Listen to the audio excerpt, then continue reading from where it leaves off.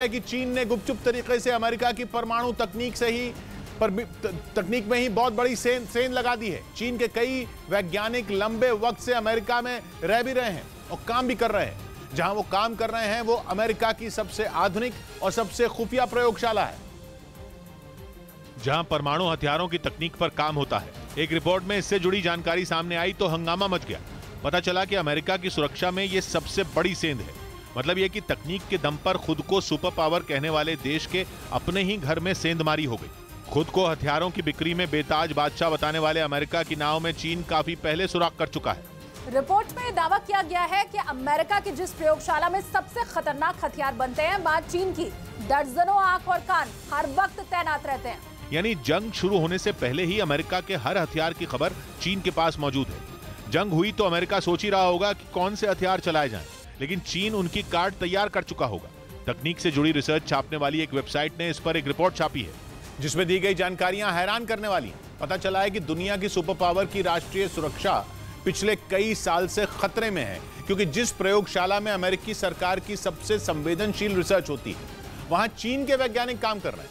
चीन की सरकार बहुत ही खुफिया तरीके से अपने देश के वैज्ञानिकों को अमेरिकी सरकार की सबसे खुफिया लेबोरेटरी में एंट्री दिलाती है।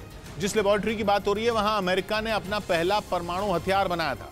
परमाणु हथियारों से जुड़ी तकनीक पर इसी प्रयोगशाला में दशकों से काम हो रहा है। धरती में काफी गहराई तक मार करने वाले हथियार हों, हाइपरसोनिक मिसाइल हों या आधुनिक ड्रोन हों, ऐसे हथियारों की तकनीक भी इसी प्रयोगशाला में तैयार होती है। खबर है कि इस वक्त भी चीन के 154 वैज्ञानिक इस लेबोरेटरी में काम कर रहे हैं। इस बात का कोई दावा नहीं है कि ये सभी वैज्ञानिक अमेरिका को धोखा दे रहे हैं, लेकिन ऐसी संभावना से अब इनकार भी नहीं किया जा सकता। खबर है कि चीन की चाल की जानकारी तो अमेरिका को भी मिल चुकी है, इसीलिए वहां की सरकार अब इस मामले में कुछ भी बोलने से बच रही है। पता ये चला है कि पिछले कुछ दशक में चीन के साथ अमेरिका ने तकनीक साझा करने को लेकर जितने भी समझौते किए हैं, उन सभी की नए सिरे से जांच की जाएगी। अमेरिका ये समझ ही नहीं पा रहा कि इतनी सुरक्षित प्रयोगशाला में आखिर सेंधमारी हुई भी तो कैसे। वहीं दावा है कि अमेरिका चीन से आए हर वैज्ञानिक की नए सिरे से जांच कर रहा है। गुपचुप तरीके से हर वैज्ञानिक से जुड़ी सारी जानकारियों की तफ्तीश की जा रही है, ताकि चीन तक खुफिया जानकारियां पहुंचाने के दावों की जांच की जा सके। और दावा यह है कि अब तक तो अमेरिका केवल यही पता लगा पाया है कि चीन ने एक साजिश के तहत अपने वैज्ञानिकों को अमेरिका भेजा, फिर एक जाल बुनकर उन वैज्ञानिकों को अमेरिकी सरकार के खुफिया प्रोजेक्ट में एंट्री भी दिला दी। और जब लेबोरेटरी में हो रही रिसर्च की जानकारी उन्हें मिली तो झटके से कई वैज्ञानिकों को चीन तक बुला लिया।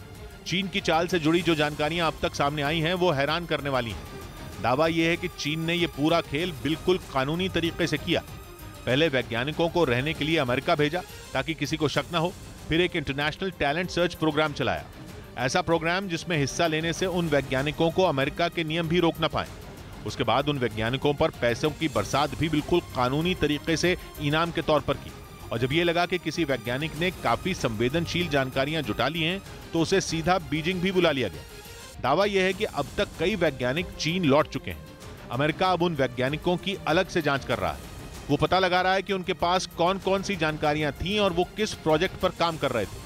ऊपर से अमेरिका की सबसे बड़ी टेंशन यह है कि पिछले कुछ साल में चीन के साथ उसके रिश्ते काफी बिगड़े हैं। टेंशन इस कदर बढ़ी है कि दोनों मुल्कों के बीच तलवारें खिंची हुई हैं और नौबत कभी भी जंग तक की आ सकती है। यहां तक कि अब तो अमेरिका ने साफ कर दिया है कि ताइवान पर हमला हुआ तो चीन को जवाब अमेरिका की तरफ से मिलेगा। पिछले कुछ सालों में चीन और अमेरिका के रिश्तों में तनाव कम होने का नाम ही नहीं ले रहा। एक तरफ ट्रेड वॉर तो दूसरी तरफ हथियारों की जंग के आसार। दक्षिण चीन सागर में अमेरिका चीन का दबदबा रोकने के लिए नए गठबंधन बनाने में लगा है। ऊपर से ताइवान को लेकर बने हालात ने समीकरण पूरी तरह बदल कर रख दिए। अब डर यह है कि कहीं अमेरिका के हर हथियार की काट चीन के पास पहले से मौजूद न हो। कहीं अमेरिका के परमाणु हथियार का जवाब चीन पहले ही तैयार न कर चुका हो। यही वजह है कि अमेरिका इस पूरे मामले की जड़ में जाना चाहता है। अमित शाह के बिहार दौरे का आज दूसरा दिन है। आज अमित शाह किशनगंज में कई जगह कार्यक्रमों में शामिल होंगे। अमित शाह सुबह बूढ़ी काली माता मंदिर में दर्शन करेंगे। इसके बाद अमित शाह बेकटोला आमगाची में बीपीओ भवनों का उद्घाटन करेंगे। Amit Shah BSF, SSB, ITBP के महानिदेशकों और वरिष्ठ अधिकारियों के साथ सीमा सुरक्षा पर समीक्षा बैठक भी करेंगे। बिहार दौरे के पहले दिन अमित शाह नीतीश कुमार और लालू यादव पर जमकर बरसे। इधर बिहार दौरे पर अमित शाह ने नीतीश कुमार पर निशाना साधा। बिहार के सीमांचल दौरे पर पहुंचे गृह मंत्री अमित शाह ने पूर्णिया में एक जनसभा की। इस मौके पर उन्होंने जेडीयू पर धोखा देने का आरोप लगाया। लालू जी सरकार में जुड़ गए हैं और नीतीश जी लालू की गोदी में बैठे हैं, तब यहां जो डर का माहौल खड़ा हुआ है। एनजीटी ने पंजाब सरकार पर 2000 करोड़ का जुर्माना लगा दिया। राज्य में पर्यावरण को नुकसान पहुंचाने वाले कचरे का निपटारा सही से न होने पर यह कार्रवाई की गई। महाराष्ट्र सरकार ने राज्य में मुस्लिम समुदाय के लोगों के लिए एक बड़ा फैसला लिया। इसके तहत वहां मुसलमानों के मौजूदा सामाजिक और आर्थिक हालात पर एक रिपोर्ट तैयार की जाएगी। बाद में इसी रिपोर्ट के आधार पर राज्य सरकार उनके लिए नीतियां भी बनाएगी। शिंदे सरकार की तरफ से इस काम की जिम्मेदारी Tata institute of social sciences को सौंपी गई। इस बीच खबर है कि पुतिन की परमाणु बम वाली धमकी के बाद अमेरिका का नजरिया भी यूक्रेन जंग की तरफ बिल्कुल बदल गया है। अब तक केवल पैसे और हथियार देकर यूक्रेन की मदद करने वाला अमेरिका इससे आगे बढ़ने की तैयारी कर रहा है। और खबर यह है कि रूस के परमाणु बम का जवाब परमाणु बम से ही देने के लिए अमेरिका पूरी तरह तैयार है। माना जा रहा है कि रूस के राष्ट्रपति व्लादिमीर पुतिन के ऐलान ने दुनिया को बड़े संकट की तरफ धकेल दिया है। दो महाशक्तियां परमाणु खेलने की तैयारी में हैं। मतलब यह कि सर्वनाश की तैयारी हो रही है। यूक्रेन पर पिछले 7 महीनों से बम बरसा रहे पुतिन के सब्र का बांध टूट रहा है, तो अमेरिका ने भी अब ठान लिया है कि पुतिन की जिद का जवाब अब हथियार से ही दिया जाएगा। लेकिन दोनों ही सूरत में दुनिया एक बड़ी तबाही की तरफ बढ़ रही है। पुतिन के ऐलान के बाद खुद बाइडेन ने कहा था कि परमाणु बम से लड़ी जाने वाली जंग का अंत नहीं होता। A nuclear war cannot be won and must never be fought. लेकिन अब खबर है कि बाइडेन कह कुछ और रहे थे, लेकिन तैयारी तो कुछ और ही कर रहे थे। दावा है कि अमेरिका की तरफ से रूस को साफ संदेश भिजवा दिया गया है कि अगर परमाणु बम का इस्तेमाल इस जंग में हुआ तो उसका जवाब देने में अमेरिका देर नहीं लगाएगा। पुतिन को यह बताने की कोशिश की गई है कि वो जंग में यूक्रेन को न तो अकेला समझने की गलती करे और न ही लाचार। क्योंकि अगर परमाणु हमला पुतिन की तरफ से हुआ तो जवाब अमेरिका की तरफ से दिया जा सकता है। जब से यूक्रेन में जंग शुरू हुई है, अमेरिका की फौजें इस जंग से दूर ही रही हैं।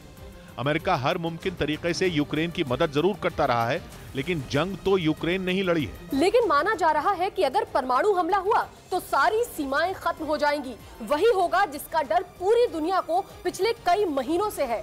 अगर रूस ने परमाणु बम छोड़ा तो जवाब अमेरिका भी जरूर देगा। नतीजे दो ही होंगे, दुनिया तबाही की तरफ बढ़ेगी और तीसरे विश्व युद्ध की शुरुआत हो जाएगी। रूस और अमेरिका दोनों के ही पास परमाणु बमों का इतना बड़ा भंडार है कि अगर एक बार जंग छिड़ी तो महाविनाश के साथ ही खत्म होगी। जंग के दायरे में कौन कौन आएगा इस पर केवल कयास ही लगाए जा सकते हैं, लेकिन ये तो तय है कि पुतिन के ऐलान ने दुनिया को बहुत बड़े संकट में धकेल दिया है।